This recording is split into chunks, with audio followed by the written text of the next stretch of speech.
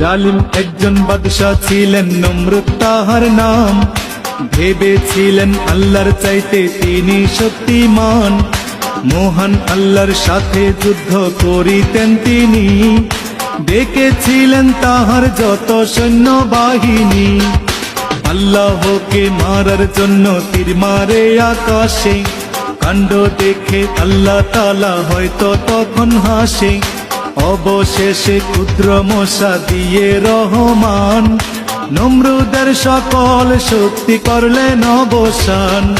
রাখে আল্লাহ মারে কে, ঠিক রাখো ঈমান। মাছের পেটে বাঁচিয়েছিলেন ইউনুস নবীর প্রাণ, সকল ফয়সালাকারী এক মহান আল্লাহ তাআলা। পাহাড় ভেঙে দরিয়া করে এই তো মাওলার খেলা, সকাল বেলার ধ্বনি আমরা ফকির সন্ধ্যা বেলা, সকাল বেলার ধ্বনি আমরা ফকির সন্ধ্যা বেলা।